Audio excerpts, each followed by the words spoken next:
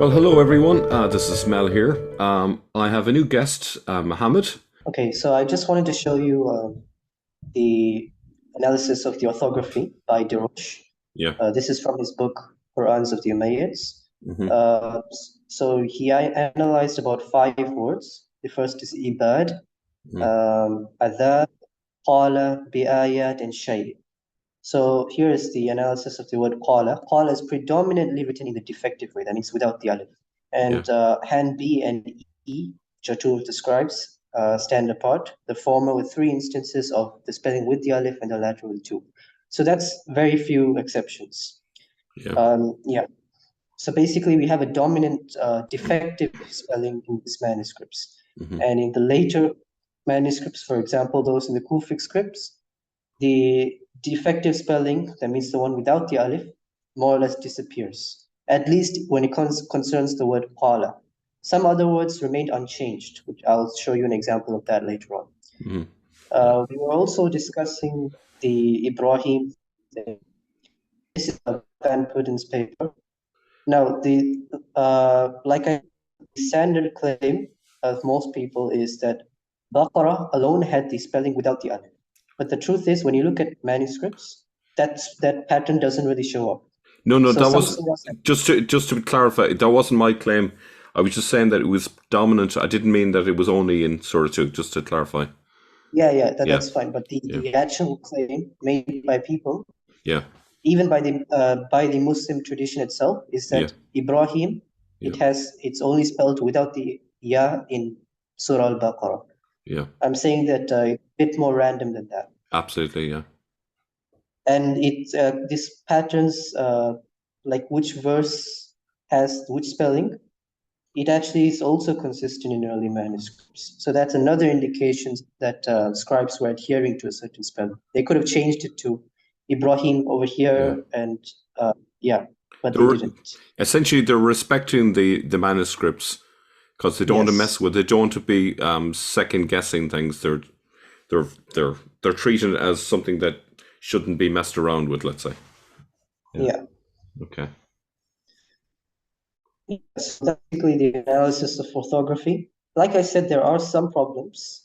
Uh, you can't really say that all of those 5 words analyzed by Deroche, all of them, for example, in the 7th century show an old spelling, and then in the 8th century they show a new spelling. You can't say that. Yeah. But generally speaking, most of the old spellings disappear by the mid 8th century. That is, I think we can show that. Yeah. Can I just ask? Is he basing his dating? We'll put aside the issue of carbon dating, but is he basing his dating of manuscripts solely on those 5 words, or No, is no, he's not. but It's based on the writing style, this and other things like ornamentation yeah, and but in terms of like the orthography, he's just focusing on those 5 words as a yeah, kind of as a tool. he Okay. uses it as a comparison. He will later do the same. He will use the same 5 words in other manuscripts. Yeah. Yeah. He does this in his book Yeah. Qurans of the Umayyads. Yeah. Somewhere here he discusses his dating, Hmm. why he dated it to the Yeah. I seventh. the reason why I asked that is I don't know if 5 examples, even if there are lots of them throughout the Quran, is statistically sufficient to make a statistically um, accurate conclusion. That's my I know I don't know enough about statistics, but I know that you have to have a large enough sample to make a statistically reliable claim. And this, I suppose, what I'm basically saying is we don't have enough evidence really to be 100%, well, not 100%, even to be 90% solid about the dating. That's the frustrating thing. But I think we're getting somewhere in terms of a potential date. Uh, Yeah, if you're looking at orthography, the Paris Codex has about 45% of the text. That's quite a large yeah, amount of text, yeah, and it's by no means our only witness. yeah, Deroche in this book identifies a couple of manuscripts, Hijaz manuscripts, which could be just as early, and yeah. it's not like we don't have enough manuscripts. Like I showed you over here. This manuscript is, I think, complete. You can find it on the Corpus Coranicum website, and there are other complete manuscripts as well. But yeah, which are getting published. More of these, they're only getting published now. Yeah. People are basically unaware of them 20 years ago. Yeah. So right now is the stage getting more information, and we should, yeah. But I think the data we have now, it speaks pretty positive. It's not like you get a negative impression from the data. You don't see, for example, evidence of change. And from the data we have now, we can already make some arguments that it wasn't Abdul Malik who did, much of the standardization of the Quran. It probably happened before Abdul Malik. We can already make arguments like that based on the data we have. And there are a couple manuscripts that are like all over the world which haven't even been published yet. So yeah, it's only, time will tell. Yeah, the frustration thing for me is I don't think the evidence is strong enough to be too categorical just yet. And I have just a sneaky feeling that there are two camps, the Uthmanic camp and the Abdul Malik camp, each with their own kind of desire that that camp is correct, but not really having the winning evidence that would push one way or the other, especially when we're not really talking about a huge length of time between the two. So the Uthmanic is 650s, right? Yeah. And then we're only talking another, 40 years later for the other. That's not a lot of time, so it's very hard. Yeah, you're correct. Yeah. Right now, we don't have enough data to differentiate between a manuscript from the 650s and, for example, 680. But I think Deroche and others have made arguments where we can differentiate between like 700 and 650. And even Shoemaker, in his recent book, he didn't completely understand Deroche's argument for the Codex Parisino Petropolitanus. He actually more or less accepts that there's a possibility that this could predate Abdul Malik. Now, if this manuscript predates Abdul Malik, that severely challenges any idea that Hajjaj did something like major. So in order to accommodate a late codification, like basically during the time of Abdul Malik, you have to ensure that this manuscript was produced afterwards. Because if you look at the text of this manuscript, it's way too close to our text. So it's either Hajjaj used this very manuscript, or the text was already standardized to a large extent before Hajjaj or Abdul Malik. Yeah, basically, like, we have a lot of manuscripts nowadays. So we have quite a few manuscripts which we can date to like 710, 700s, and that we can do it with some confidence, like this, based on, the similarities with Abdul Malik's inscriptions. I think this is a pretty solid argument. Yeah. And the fact that the script in the Hijazi script is less homogeneous, and the orthography as well is not as developed. Yeah. And also you can also point to the fact that over here you have vocalization. You have these red dots for vocalization. Yeah. Hijazi manuscripts, a lot of them don't even have this. So that again, but that's a less convincing argument. I think the strongest arguments we can put forward are the script style and the orthography. Yeah. Okay. Yeah. Excellent. Yeah. And another argument that has been made for the fact that all manuscripts we have today were copied from an original text is Haitham Sidki's recent study on the regionality of early manuscripts. So basically, I'm sure you're aware that, in the Uthmanic standardization, copies were made and they were sent to at least 4 places: Kufa, Basra, Syria, and one from Medina.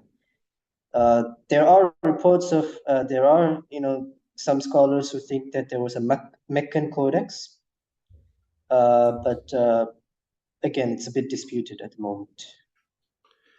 Yeah. And these 4 ancestral codices, that means the Kufan codex, the original one sent to Kufa, the original one sent to Basra, the original one sent to Syria, etc. All of them had, if you compare them, they have 40 or so variations. That is according to the Muslim tradition.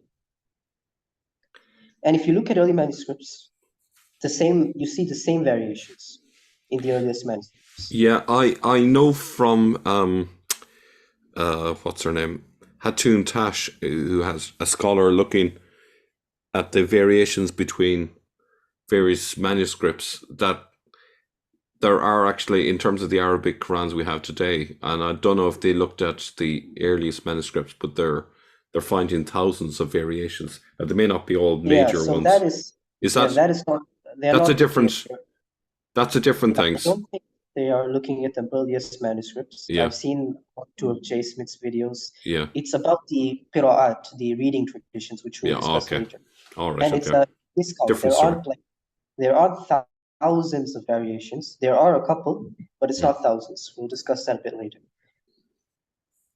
Yeah, and then, so now that we've discussed more or less on how to prove the existence of an early, or the arguments that have been made for an early codification of the Quran, we can look at the text of the manuscripts themselves. So Daniel Brubaker is an example of a scholar who's working on this subject. His work is devoted to documenting the corrections in manuscripts from the 7th to 10th centuries. And he proposes that there was a small amount of flexibility in the earliest manuscripts. I don't really agree with Brubaker's analysis of the data. You can read, he had published a book, I think in 2019. Haitham Sidki had also written a review of that book, which identified a couple of problems in his analysis. But I will discuss briefly one of his more recent works, where he discusses 38 examples of corrections related to the word Allah. Yeah. Across 15 or so manuscripts. This is a rough number. I didn't actually count how many manuscripts he used. Yeah. Are you So when you look at the, are you using your PowerPoint now? Just so, because I'm seeing a PDF. Oh, I haven't. Yeah, I was using my. Yeah, so can you see my screen? I can indeed. Yeah, yeah, I can see that. Yeah. So in a recent article, Brubaker discusses 38 or so examples of corrections related specifically to the word Allah. And he argues that there was some amount of flexibility in the earlier centuries. Mm-hmm. So I'll discuss a few examples of these corrections. Oh, okay, yeah. So a couple of these corrections were made by the original scribe. I don't think Brubaker stresses on this fact enough. Because you know the situation that Brubaker is imagining, or he's proposing, is that the scribe, he was writing the Quran, and he came across this verse, and he disagreed with what the Uthmanic text had to say, or whoever you trace the text back to, whether it's Abdul Malik or Uthman or whatever. He disagreed with that version, and he wrote down what he thought was correct. Okay? And if the scribes were doing that, it's kind of difficult to explain why the original scribe himself corrected it. These corrections were made by the original scribe. I think I should have mentioned that whenever there are variations within a manuscript, usually you can find them to be corrected. And these corrections are, of course, made towards the standard text, meaning that originally something different was written, and then a later corrector, or sometimes it was the original scribe himself, they changed it to the standard text. Can I just challenge you there a little bit? Yeah. Okay, so you're arguing that it's most likely that the corrections are made by the original scribe, but I can see, for example, the top left example. There's a different pen. Certainly, it's a very different color being used there. So it does look like it's a different scribe to me. So why is it most likely made by the original scribe? What's the basis for that Yeah, this one, assertion? this is actually a bit unclear. This one it looks a bit different. I was going to mention that, but it's still fairly similar. The writing style, still the same writing style as the original script. It's just the ornamentation, the orientation, and it looks a bit darker. But that could always just be, our perception of things. Yeah, but even if you ignore this, you still have a couple of other examples. This is quite obviously the work of the original scribe. And Brubaker, he notes this. He notes that this was most likely by the original scribe. This as well. This one, again, it's a bit unclear, but it's probably the original scribe. And this one almost certainly is the original scribe. Now, even if it is not, if you look at this example over here, the word, if you admit the word it's not even a correction that concerns the word Allah. If you look at the corrections carefully, if you look underneath, you can see what was originally written, and you can see traces of the word Allah. So Allah was originally there. Brubaker, he notes this, but he still includes this as one of the corrections related to the word Allah. Yeah. And that's not the only thing. Yeah. I do remember one particular folio that he looked at, which had possibly, I don't remember the exact number, but possibly about a dozen insertions of Allah, and there wasn't even space. There wasn't even space to fit Allah in. I find your argument hard to believe that a scribe could accidentally leave out Allah and then come back and say, "Oh, I forgot to put Allah in," and then put it in. It looks more likely that this was, someone came back maybe certainly at a later time and corrected the manuscript. It does seem like there was an earlier version and now there's a later version rather than accident. I don't believe in an accident if you leave Allah out 12 times in a folio. I don't think that's likely. And give some discussion about those. The reason I included that in my book is that I had come across about a dozen examples involving corrections, insertions of Allah, and there are many other places, numerous other places where there are corrections involving the word Allah. Now, that should not be at all surprising, given the fact that the word Allah occurs in the Quran over 2,800 times. It's a very frequently occurring word, so we shouldn't be necessarily surprised that it's corrected frequently. However, there were interesting features about the corrections that I had found. In particular, a number of places in a single manuscript or several manuscript fragments coming originally from the same manuscript, from the same bound book, had insertions of Allah after the fact that had been omitted at the time of first writing, and the density of those was surprising to me. I'm not going to go into all those things today. I am, however, going to give you several examples of the types of corrections involving Allah. One where the word Allah replaces the pronoun. So the first one we're looking at today is from Marcel 5, folio 11R. This is in St. Petersburg. And this comes from Surah 34, verse 27. It is the only instance of Allah in this verse, and as it was written in this manuscript, it looks like it was omitted at the time of first writing, and the huwa, he is, was the only thing written. So the verse as it was first written appears to have said, "Say, show me those you have attached to him as associates. He is rather the Almighty, the All-Wise," as opposed to how it reads today, which is, "Show me those you have attached to him as associates. Allah is rather the Mighty, the All-Wise." So that is one example of the replacement of the pronoun with the word Allah, and there are several others in this chapter that I just submitted for this volume. The second manuscript I'm going to show you today is an insertion of Allah. As you can see, it was later than the time of original production. It's clearly a different nib and ink. It looks almost as though it could have been done in modern times. And the verse is Al-Araf 44. The word preceding the correction here, so the Allah is written in a superscript, but the word just slightly to the right of that is the word la'natu, which means curse. So as it's written now in this manuscript, it reads, La'natullahi ala zalimin, meaning the curse of Allah is upon the wrongdoers, or may Allah's curse be upon the wrongdoers. And as it was first written in this manuscript without the word Allah, it would have said, La'natu ala zalimin, a curse is upon, or may a curse be upon the wrongdoers. And by the way it exists in this manuscript now with the Allah there is the way that it exists in the Haas text.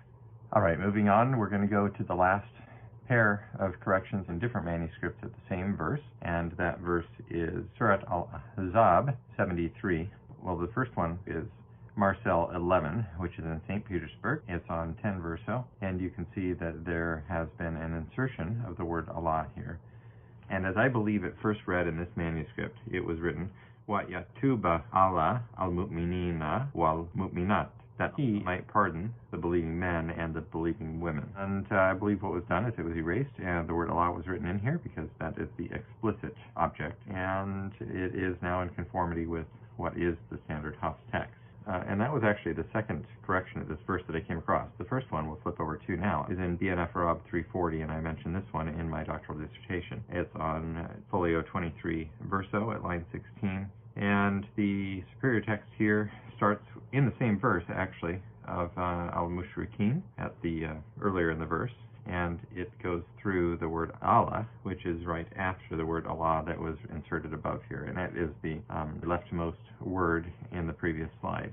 So this whole portion of text, it is the last line of the page, has been erased and overwritten. It's a little bit bunched in, although you see it is stretched out. The word Allah is stretched out there at the end of the line. The word Allah is a little bit bunched in there too, but not too bunched compared to the rest of the page. But you can see that this is a narrower nib, probably a different scribe and sometime post-production, although it's not entirely certain. It's possible that it was something that was done by a second scribe somewhere as part of the original production process. So that's all that I'm going to show you today, and I just wanted to run that example of two verses by you that are corrected in the same spot, not to suggest that the same issue is going on here, because I don't think it necessarily was. In fact, I would be surprised that it was, because it would be easier, would have been easier to correct it without erasing the whole line if what was done in the operation in the first instance was similarly what was done in the second one. But we do have an overlap of corrections at the same spot. Example like that. There is no manuscript that has 12 instances of. Oh, there is. I'll actually. What I'll do is I'll put a screenshot of it on here afterwards, just to show people. No, there is. I remember it very distinctly. Do you mean on Brubaker's channel? Yeah, it's on his channel. Yeah, I remember seeing it. Yeah, I remember there was a video on a dozen corrections or so, but it was not all related to the word Allah. No, I'm not saying they're all related to Allah, but there was like a huge number that was to Allah. Now, the exact number, it doesn't matter if it's 10 or 15 or 11, but it's a significant number that, like, I could, if someone made a mistake, maybe one or two, I could understand that, but at 12, no, there's no way, unless you're dealing with a generational change in the manuscript where, they've decided to make updates. That's okay. But anyway, that's we're obviously not going to agree on everything here, but it's not that I don't agree. I will address what you said in a bit. Yeah. Okay. Yeah. So what we do see here is over here in each of these examples, actually, if you omit the word Allah, the verse is ungrammatical. And it is also it is still possible, and in fact there are many clear examples where the original scribe, when he was looking back, he corrected his own mistake. Yeah. Deroche and a lot of other scholars have made similar observations in many manuscripts. Corrections can be made by the original scribe. This is not something Brubaker disputes either. Yeah. Because if a scribe writes something down wrongly, is he just going to leave it there? Does he have to just leave it there? He has an option to change that, right? Yeah. And all he needs to do is just erase what he wrote initially and write down the correct text. And then there is a real problem here, that in all of these verses, the word Allah is required for the verse to make sense. So I think that is best illustrated here. These are not made by the original scribe. These corrections are made by a later scribe, as it is kind of obvious over here. Ila wa rasulihi. So the word Allah has been omitted. Now look at this translation if you're not if you can't translate this. Yeah. So to Allah and his messenger. If you remove the Allah, what are you left with? Well, it could be that there's another word instead of Allah that was there, because there's a part that underneath Allah that's sort of looks smudged. There could have been a word there. It could have been something else. But that is the wow. That is the wow. You can clearly see that the picture I present is not that clear, but you can see. It's a wow, is it? Okay. Yeah, wait. I can show you Brubaker's presentation over here. Oh, yeah, it's a bit clearer there. Yeah, I can see it better there in that one. Yeah. Yeah, and Brubaker himself notes that this insertion is quite interesting because it's part of the phrase Allah wa rasulihi. The insertion is clearly post-production, not something I dispute. However, the conjunctive wow, which is clearly original to the page, this wow here, makes no sense without the word Allah, making it unlikely that the text would have been read or intended without it. Yeah, that's true. However, sorry, just to be playing devil's advocate a little bit, well, that's true, and as far as I can tell now, not being an Arabic speaker, but at the same time, that's the color. The color is definitely darker. It looks like it's been Right. done. I'm saying that this is a later correction. These are Yeah. not Oh, made by yeah. the original scribe. Yeah. Yeah. Yeah. And I suppose there's no reason why that couldn't be by the same scribe, but at a later time. No, these are definitely a later scribe. You can Oh, clearly right. tell. Okay. Yeah. If Okay. it was the original scribe, it would look something like this. This insertion here is very similar. You can clearly tell. Can you see my arrow? No. I think you. I'm only seeing the PDF that you just showed, so maybe you've switched. Yeah, I think it doesn't allow you to change tabs. Yeah. Okay. Yeah. So what an original correction would look like would be like this. Can you see? Yeah. Yeah. Yeah. So the ink is extremely similar, and so is this. The ink is extremely similar to the original text. Yeah. Yeah. But here it's completely different. So we know there's no dispute here that this is a later correction. Okay. The question is, does it make sense? And it doesn't. Ila wa rasuli. You don't need to be an expert in Arabic that it's only Allah that is here. And wa, which means and, is original text. So original read. What is the word to the right of Allah? If you're reading left now, I know you read it right to left. So this is ila. So that means two. So here we have the word. This is an alif, alif, then lam, then ya. That is ila. That is two. Waw. Waw means and, surely. Oh, so it's yes. Oh, right. So two and is messenger. Okay, I see two what you. And is messenger. That doesn't make sense. Right? Yeah, I get you. Yeah, no, that's I think you've made a valid point there. Yeah, yeah, absolutely. Yeah, and it's not something that Brubaker himself disputes. As you can clearly see, he actually accepts that this was doesn't make sense. Yeah. He also accepts that this one doesn't make sense. Surely that is easy for Allah. He doesn't because Allah is required for this verse to make sense. Allah is the same in all the 5 cases. So it's an obvious scribal error that we're dealing with, and in this case, the scribal error was not corrected by the original scribe. Okay, so what do you think would be the most likely explanation here? Do you think it's possible that it's really a variant I think that we're dealing with? Yeah, I think in the examples that you're given here, you're talking just scribal errors. That's it. Is that your point? Yeah, that is my point. Yeah. No, I'll accept that. Sometimes we find variants that more or less correspond with, that perfectly correspond with a variant that's reported in the tradition. This is actually one of this insertion of the alif. So here it's not like the scribe completely forgot the word Allah. He just wrote lillah instead of Allah. Lillah means for God. Allah means God. The la means it's a preposition here. For. Okay. Yeah. So sayaquluna Allah. This is actually one of the variants that was present in the original codices of Uthman. Sayaquluna lillah without the alif in this verse. So it's the variant that corresponds to something that is known in the Muslim tradition. This has been noted by Brubaker. This one he does note. The second one he doesn't note. La tabdila lil khalq was present in the original manuscript. Here Allah was omitted, but this variant conforms to something that we know in the traditional literature.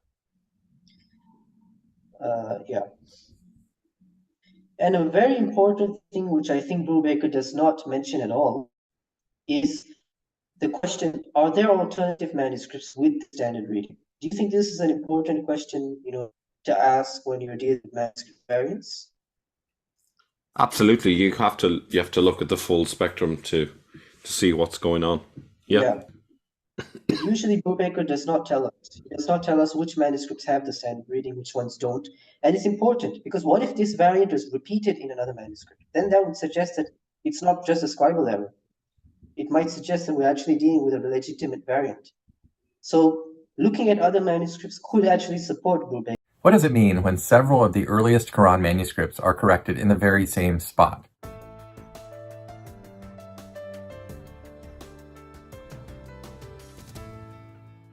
Well, welcome back to Variant Quran. This is a special day and a day that some of you have been waiting for. I am going to be showing to you a spot in multiple early Quran manuscripts at which there has been a correction. Now, what we're looking at today is one of the things that I set out to hopefully find when I began the process of casting my net wide and surveying many manuscripts for the corrections, and that is the possible emergence of some patterns and repetition in multiple manuscripts of the similar corrections or corrections of a similar passage or spot in the Quranic text.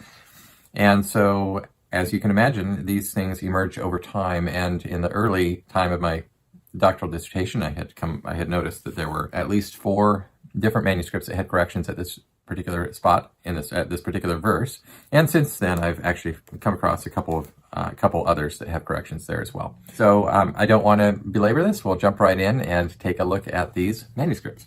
BNF Arab 328. This is a manuscript written in the Hijazi style. That is one of the earliest script styles that we find Qurans written in. And this manuscript lives at the Bibliothèque Nationale de France in Paris. I have reviewed it personally on 2 occasions at least, and have noted the correction at this particular spot. Now this is verse 9:109, Tauba 109, and the verse reads, and I'm reading here from the Majid Fakhri translation, is one who founds his edifice upon the fear and good pleasure of Allah better, or one who founds his edifice upon the brink of a crumbling precipice that will tumble down with him into the fire of hell. Allah does not guide the unjust people. And so in the Arabic of this verse, the portion that is overwritten in this particular manuscript is wa ridwanin khairun. So the first thing we're going to do is just look at what has been done in these various manuscripts, and then at the end I'm going to tell you what I think has happened at this particular spot. So what you see here is the words wa ridwanin and good pleasure better or. So the way that Majid Fakhri translates this has a little bit of a different word order than the way it appears in the Arabic. The way it appears in the Arabic is literally is the one who builds his edifice upon the fear from Allah and good pleasure, meaning his good pleasure, better, or the one who builds his edifice upon the brink of a crumbling precipice. Okay, so that's the word order as it appears in the Arabic. And what has happened here is the words wa ridwanin, khairun, has been written over an erasure. Now, some of those words, part of that may have existed before, but was possibly erased, and in order to make way for the new, what was then written afterward.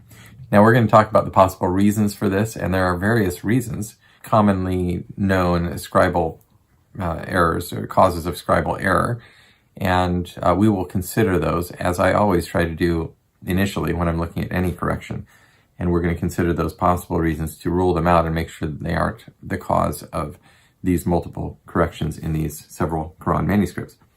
Okay, so that is BNF Arab 328. This is a probably mid to late 7th century manuscript, not long after the time of Muhammad.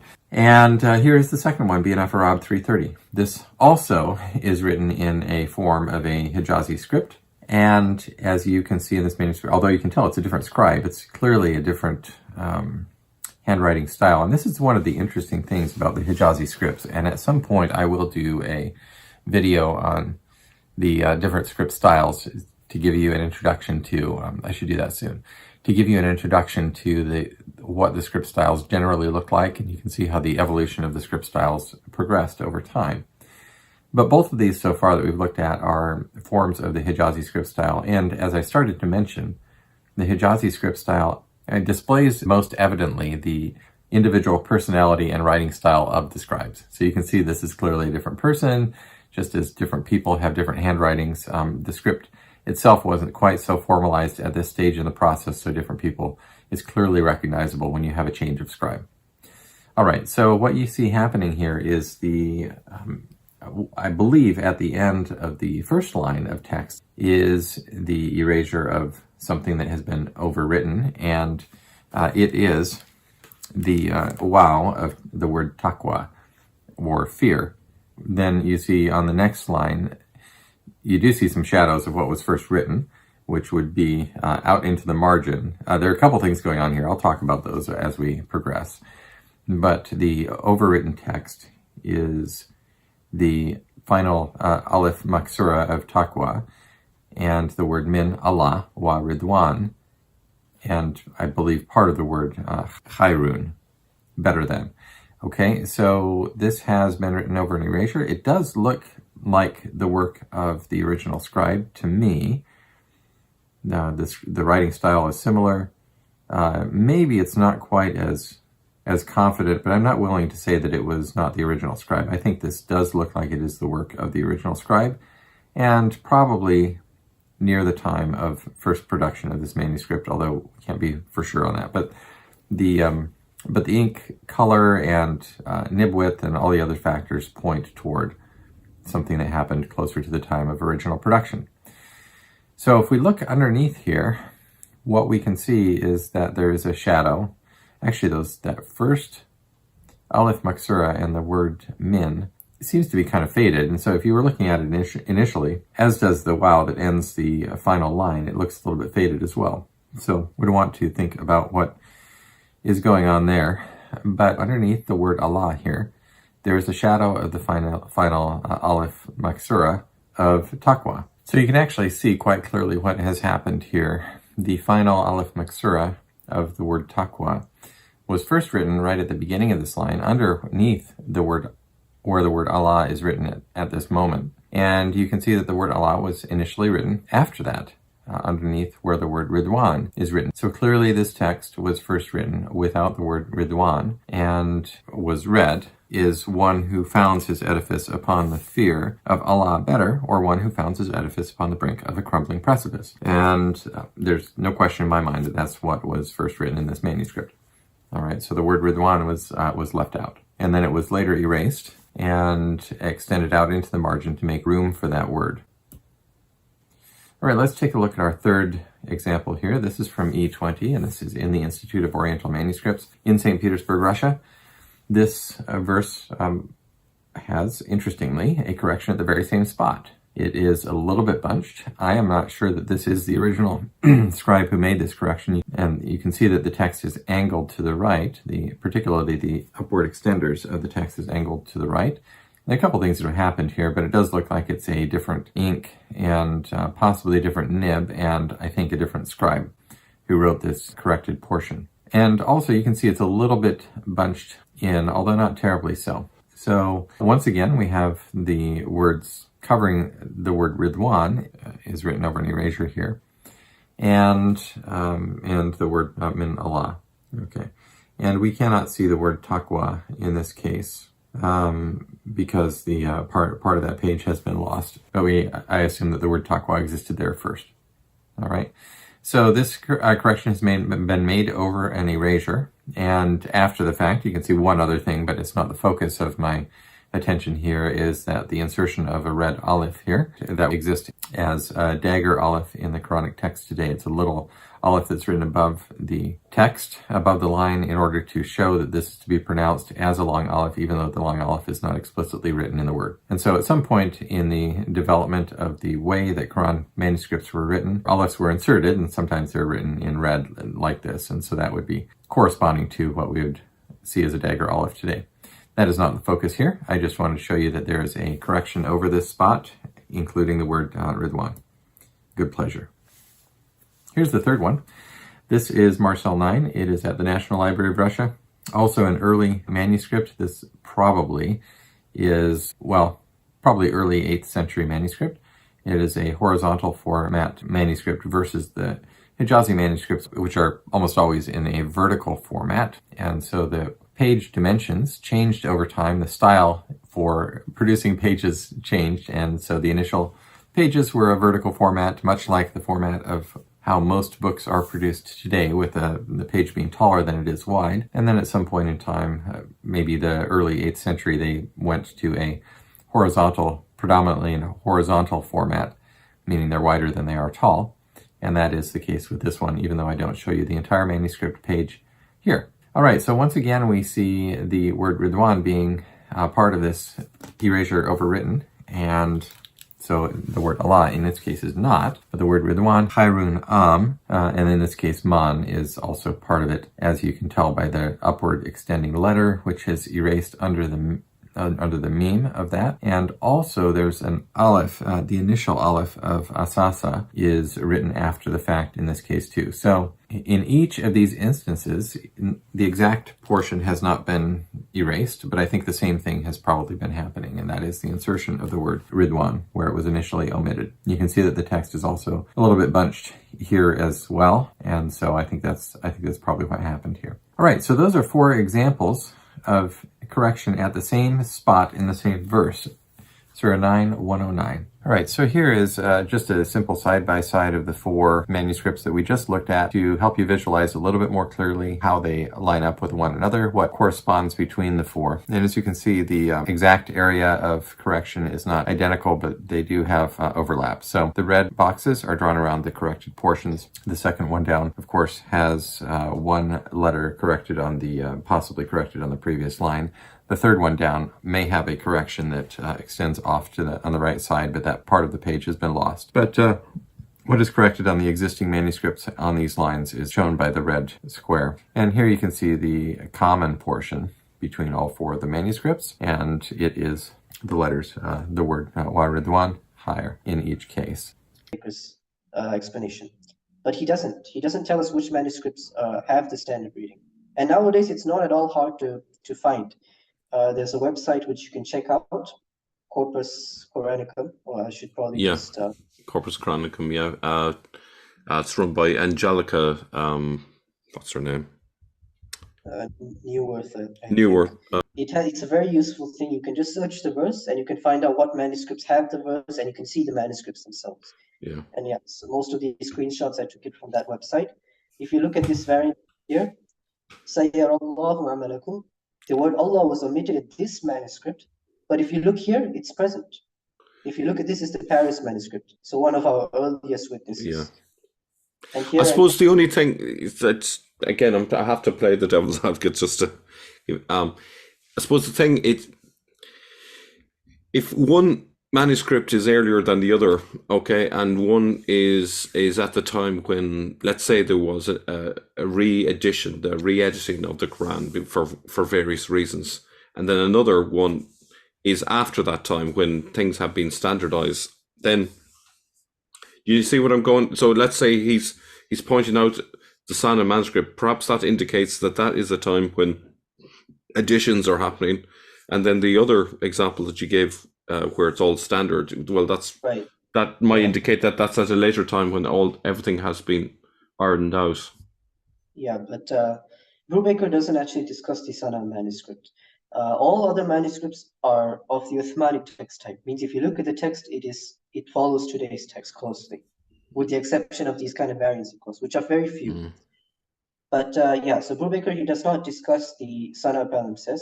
The Sana palimpsest variations are actually, some of them are more significant than these variations we see here. Mm-hmm. Okay, so we can completely ignore that for now, because right now we're dealing with an Uthmanic text. We're dealing with the Uthmanic. Isn't it? Can I just sorry, I interrupt you.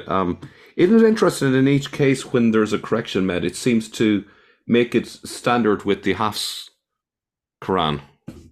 It's not exactly standard with the Hafs Quran. It's standard with the Uthmanic Quran. Well, I'll discuss that a bit later. Yeah, like what I'm Quran, like the suspicion, and I'll have to be honest with you. The suspicion is that if old manuscripts were found which are inconsistent with the Hafs Quran, it wouldn't be totally unexpected that people were sent to work on the manuscripts to make them conform with the Hafs, because it would be embarrassing if there were manuscripts that were inconsistent with the Hafs. Do you see where I'm going? I'm not saying that there was forgery going on, but it could be an argument for forgery. I'm sorry, I didn't hear your argument completely. Okay, so just say for argument's sake, and this is just like I'm playing devil's advocate a little bit. Let's say there were a pile of manuscripts found down in Sana'a in Yemen, and it turned out that these manuscripts, when the scholars looked at them, there's lots of variation here. We need to clean up the manuscripts. I'm sure you could get a bunch of people who are handy with at doing this sort of thing to clean the manuscripts and fix the variations so that it fits with the current manuscript that we have today. How would you respond to that argument? Okay, so first of all, the issue is we don't actually know when these corrections usually took place. It's not like they tied down to a single event. Because it's not like earliest manuscripts have corrections, later manuscripts don't. If you look at a manuscript from the 14th or maybe even later century, you might still see corrections. The reason being, scribes make mistakes. None of these scribes are perfect. If you look at I don't know, if you look at Latin manuscripts, for example, you see a correction, you see an error. It's going to be corrected. If especially if it's by the original scribe, it's not too surprising to see corrections. And importantly for the Quran, the issue is people are going to be reciting these manuscripts. Okay, so these, for example, these manuscripts are probably in some mosque, and some guy was reciting this manuscript later on, or maybe it's the original scribe. Some of these manuscripts were thrown down a tower in Sana'a, so they would have been not looked at for centuries.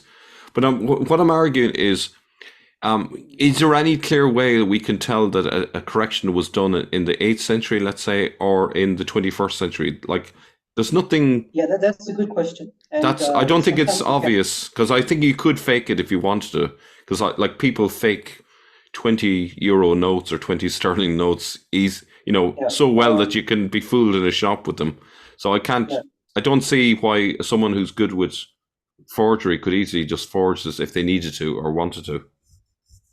Okay, so some of these corrections, like this one over here, we can't tell whether it's made in the 8th century or 9th century. Some of them you can. Some of them you can by looking at the writing style of the correction. The Paris Codex, I think Deroche had made an argument that some of the corrections were made in the 9th century. But couldn't you fake it, like the writing style? Like, you just have to mimic the writing style. Like, I've heard of people that have imitated someone's signature, really well. If you look at imitations of the Quran manuscripts, the texts that people can easily recognize as forgeries, they recognize them as forgeries because their writing style is completely different to what we see in the earliest copies. I don't think that people usually, maybe this has happened, usually they didn't actually consult early manuscripts. And if they did, they didn't have an idea of which manuscript is actually the earliest. No, what I'm saying is, so I'm just saying, like, say if they had a Sana'a manuscript, they have the writing style there. They need to fix a few words here or there. They have the writing style in front of them. They could look at the style that's there in front of them and just copy that. Could they not do that? Usually, if you have a correction, even they don't. The people, they don't bother making it similar to the original text. And sometimes there are indications why it was made by the original scribe.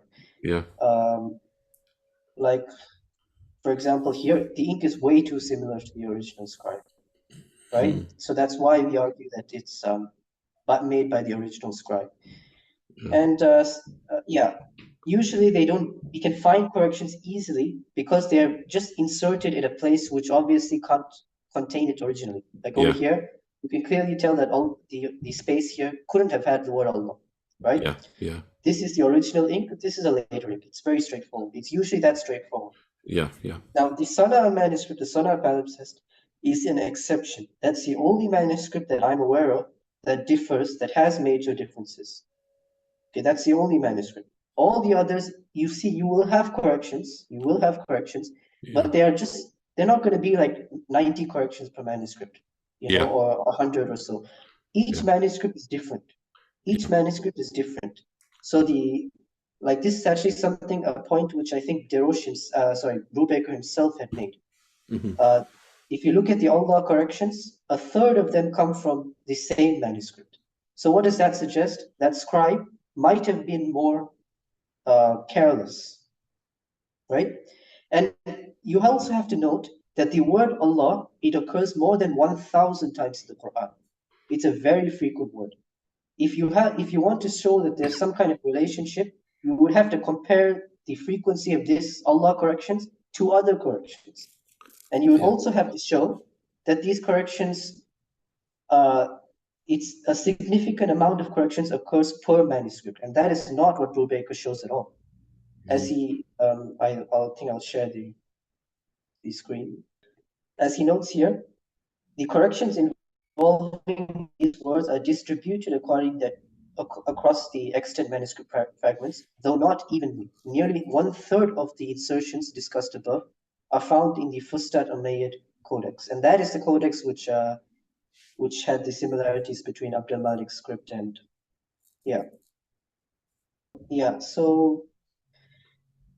So some important issues I think Brubaker does not address, let me just summarize, is the issue of scribal errors.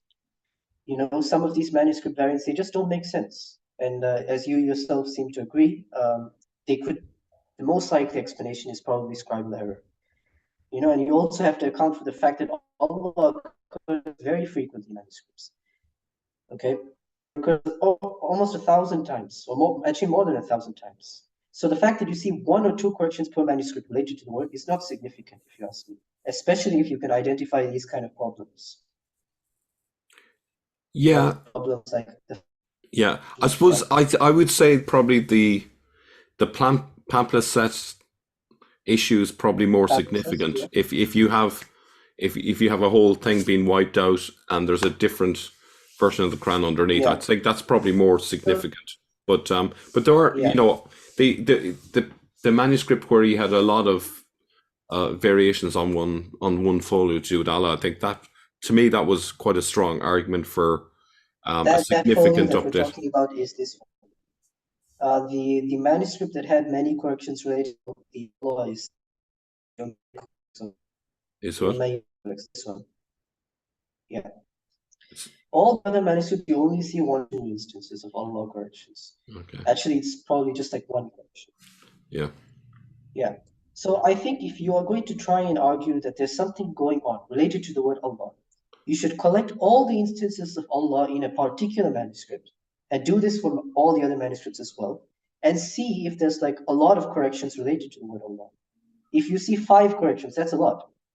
You know, even though the word occurs like 1,000 times, if you see 5, that's still quite a lot, you know. But if you see like 1 or 2, I don't think that's a lot. And majority of these manuscripts, you only see 1 or 2 corrections related to the word Allah. Okay. But the Umayyad Codex, that I would probably agree that we're dealing with something going on. But it's not really important to me because, as I mentioned, earlier manuscripts or later manuscripts have the standard reading. This is the Umayyad Codex. Can you see it? Yeah. So I wanted to show this as just as an example because you can see there are quite a lot of corrections in this manuscript. Some of them are very innocent. Like you see this word qala over here, it was spelled without the alif. Just like I told you So a later scribe, or probably a scribe, did was he erased the connection between the qaf and lam and he inserted another. Basically just correcting it towards the normal spelling.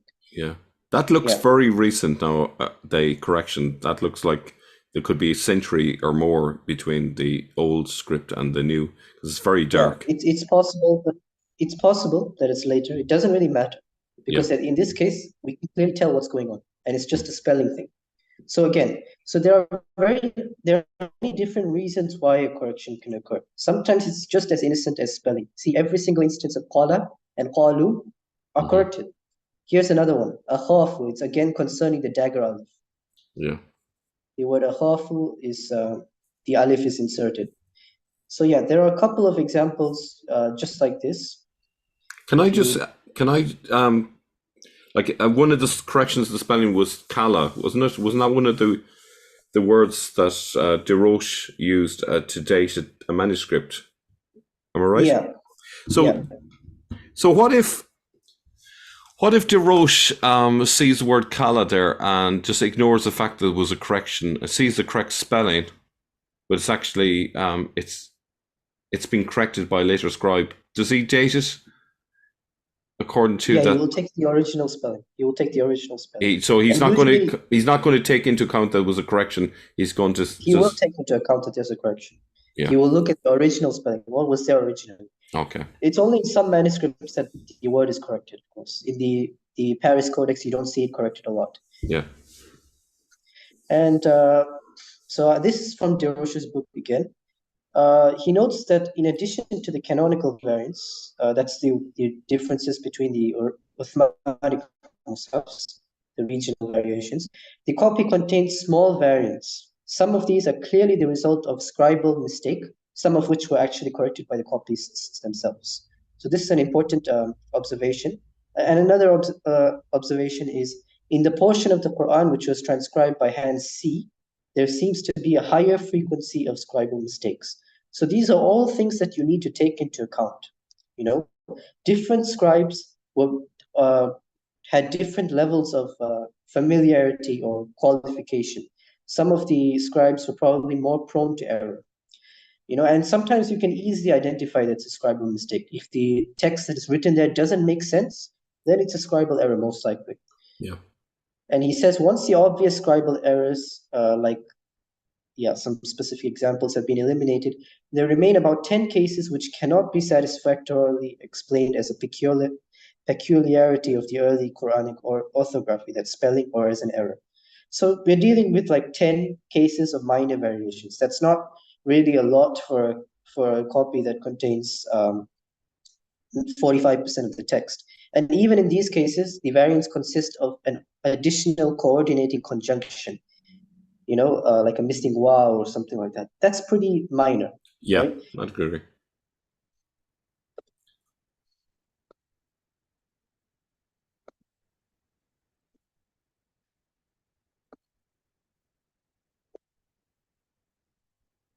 Yeah. So can you see my screen now? Yep. Yeah. And the final thing I'll leave you off with is, why is there a relationship between the presence of a particular word and a correction?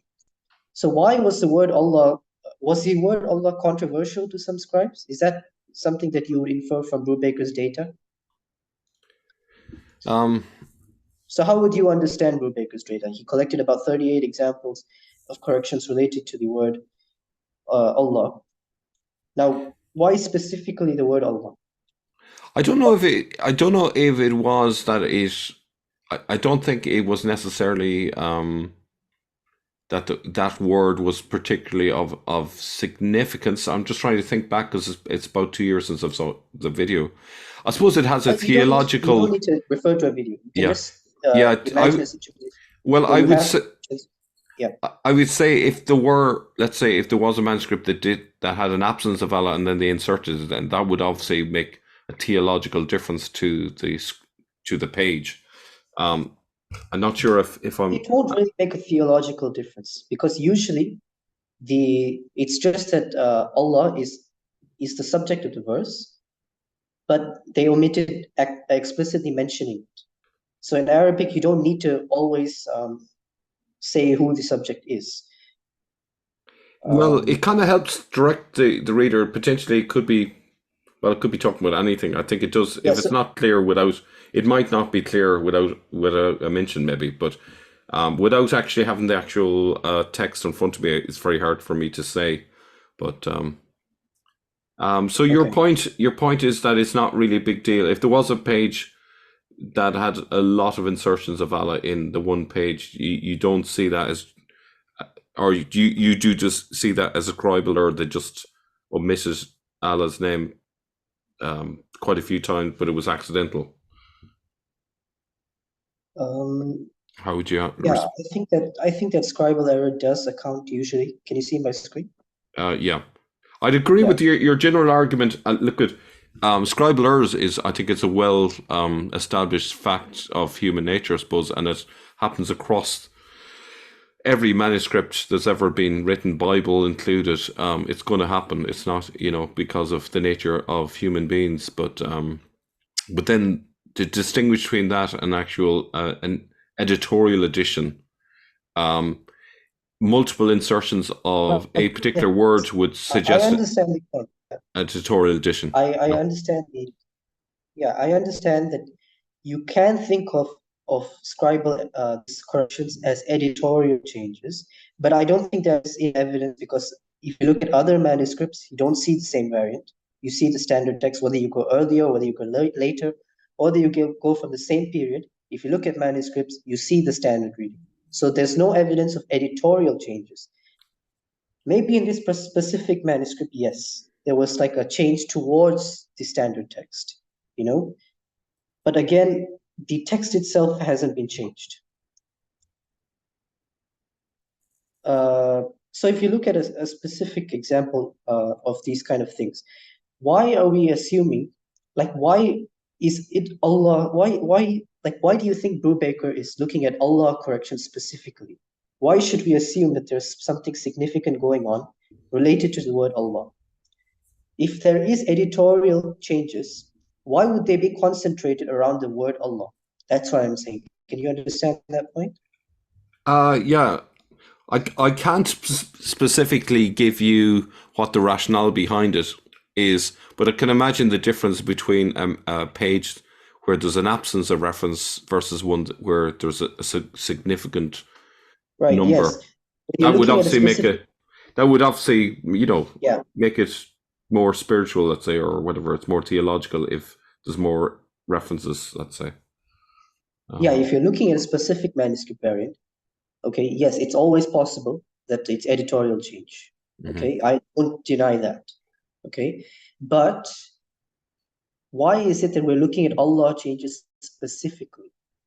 Why would there be a concentration of variants, of changes specific to the word Allah? Does that really make sense? Are you asking why is Brubaker focusing on that word? Is that what you're asking? Yes. That's what I can't answer for Brubaker, so I don't see why you're asking me. I have no idea. That's one that he picked out. It's not that I'm asking you. All right. It's not that I'm asking you. I'm saying that it's a problem. Why should we assume that there's a relationship here? Yeah. Why should we assume that there's going to be a correlation between manuscript variants, between editorial changes, for example, and the very word Allah? Why should we assume that there's a relationship there? This is something Brubaker doesn't address. If you look at Brubaker's work, any of his work, the actual portion that he spends to discussing the variants is very little. I'm sorry to keep changing my screen. Yeah. So if you look at this, for example, all he does is says the word Allah is inserted, not the work of the original scribe. Okay, but anyone can tell that. Anyone can do this. The real thing that a researcher in manuscript should be doing is identifying or making a proposal explaining why this specific variant is an editorial change, or why it's simply a scribal error. Okay, so you have to account for specific instances, each specific correction, and that's something Brubaker doesn't do. This is his description. It's that short. All he does is tell us insertion of Allah, not the word of the original scribe. So if you look at the other, Okay, so if I'm understanding you correct, what your criticism of him is, he describes that this is what we see, but he's not really explaining. He hasn't offered a hypothesis for why. Is that what you're saying? He hasn't offered a hypothesis for specific examples. A common portion between all four of the manuscripts, and it is the letters, the word wa ridwan, higher in each case. Now, the other question to ask is, what would be the cause? Or is this merely a scribal error in all four of these cases? And there are some known causes of scribal error in early manuscripts, and so we're going to take a look at those at this moment. One of the most common reasons for a mistake is called dittography or haplography. Dittography is the writing of something twice, and haplography is the omission of something and moving on to the next, to a later portion in the text when copying a text, and just continuing from there. So it causes an omission of something that was ought to have been there. And both didactography and haplography are caused by something called parablepsis. Now, parablepsis is not a scribal error in itself. It is something that happens, and parablepsis means a skip of the I.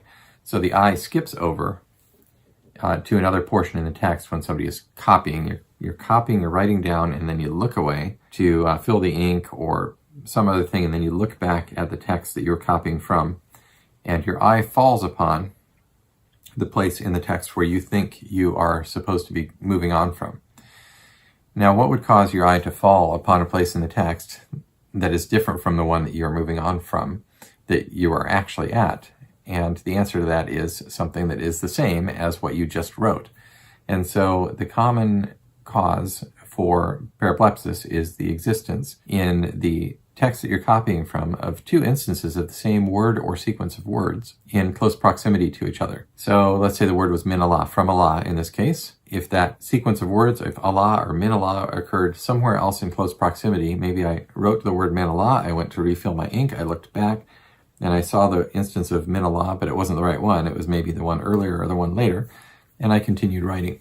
That would be a cause of me writing the wrong thing after that, if there was something different after those two instances of min Allah. So, that having been said, the first question then to ask on this page is, did the word Allah occur elsewhere on this page, or min Allah or taqwa min Allah in close proximity? And there is another instance of Allah later in this same verse, but it's preceded by wow. And so because of this, I don't think it's likely that a scribe would have confused this instance of Allah with that instance of Allah. And furthermore, that second instance of Allah is not followed by the word Ridwan. So that's a further reason to be quite certain that this is not an instance of parablepsis causing some either didactography or haplography. Okay, how about the words min Allah? Well, the word min Allah does not exist anywhere else in close proximity. The next instance is, well, it is two verses later in 9:1:11. And so if we look over at that, the word min Allah is likewise not followed by the word Ridwan. So, or wa Ridwan. So once again, we don't have anything that could account for what is happening here. And then finally, how about the words taqwa min Allah, fear of Allah? Does that occur anywhere else in proximity? And no, it does not exist anywhere else in proximity. In fact, it does not exist anywhere else in the Quran at all. And so I think we've completely ruled out the possibility of didactography or haplography due to parablepsis in this case. Now, one other thing that I would look at ordinarily if I wanted to be very thorough and look and rule out the possibility, particularly if there was a correction in a spot that looked like there was something that kind of formulaic, and there are many, the Quran is very, very repetitive, has many sort of stock phrases that get repeated again and again, is I would consider whether there is the possibility that the scribe had in mind, came upon one of those common phrases in the Quran and wrote it the way that it is elsewhere commonly written in the Quran, even though at the particular spot in question it was not supposed to be written that way. And so in order to do that, there are different ways that you would look at that, but the way that I ordinarily would look at something like that is to look at a concordance, and I would look up one of the words in it. In this case, maybe the word Khairun. Look it up and look at through all the instances that exist in the Quran to see where and how many places that word exists in a particular common phrase, and that could help me rule out whether it is likely or possibly a cause in a particular instance of correction. In this case, I don't think that applies because I don't see this phrase as being something that is formulaic, especially because, as I mentioned, the word taqwa min Allah does not occur elsewhere in the Quran. So Yeah, he does not okay. explain. He actually accepts, like I told you before, there are some examples where he accepts that it could be a scribal error or it doesn't make sense. Yeah. So I suppose he has to explain which. Yeah. I suppose that's probably not, maybe that's not his bag. That's not really what he's in the business of doing. Maybe, I don't know. But that's the main thing. That's the main thing Yeah. you're supposed to be doing, Yeah. and that's what he is. That is what he is doing. If you look at his introduction, like before he starts discussing the corrections itself, he tries to explain what's going on, like a general overview. He says some of these instances could be scribal error, some of these could be something more, but that's not satisfying. No, it's not. But if we, I suppose I think academics tend to be quite conservative, and they don't want to jump the gun. So maybe sometimes all they're doing is reporting, and then trying to build more evidence till they come to some hypothesis, because hypotheses have to be built up from evidence. Probably not enough. Maybe it's a case of not enough evidence to be able to say what's actually happening. Maybe. No, I think that usually you can tell what's happening. For example, some of the times where the verse doesn't make sense, he doesn't note it. That is something important to note. Yeah. If the verse doesn't make sense without the correction, then that is something significant that he should have told us.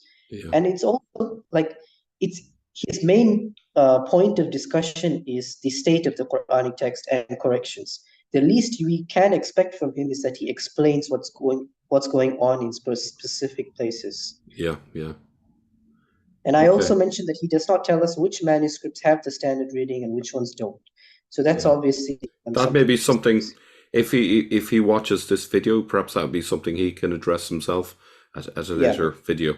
Yeah, of course, this is not something where I'm expecting you to answer it. No, but I'm glad you're bringing it up, because it's something that that I may not have been conscious of, and as I did say at the outset, this is not my area of research, and I'm really glad that you've come on, to kind of to make us aware of all of these issues, and give us some excellent examples from the manuscripts.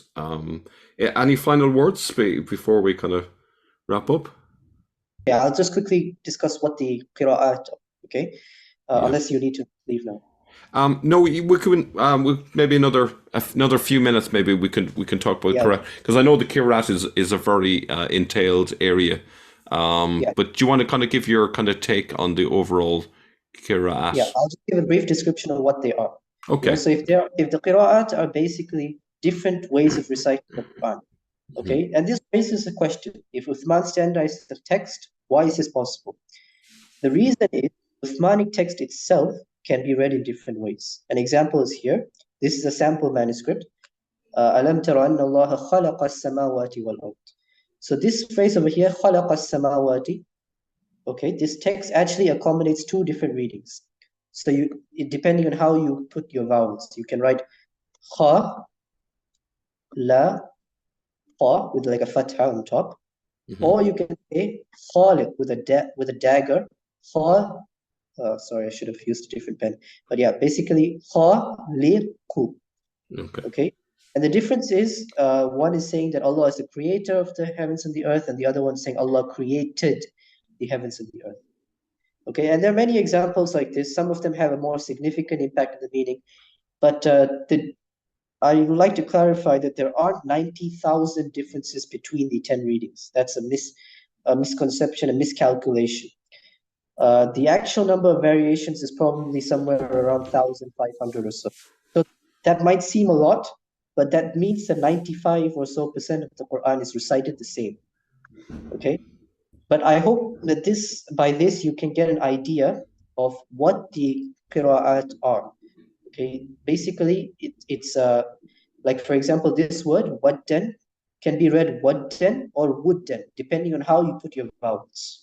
So that is what the qira'at are. There are different ways of vocalizing or putting the vowels, putting the dots in place. Okay, so if you look at the vocalizations in some cases change the meaning. Yes, they do change. Okay. But these variations are different from the variations you see in manuscripts. Manuscripts, for example, it would concern, if you look at the text itself, you will see a variant. For example, additional vowel here. Now that is not something that shares the same consonantal text. This text over here is basically the rasm, the Uthmanic rasm. When we say Uthmanic rasm, it means without the dots, without the dots and dots. So yeah. Okay. Yeah, that's it. Yeah. Mohammed, that was a fantastic presentation.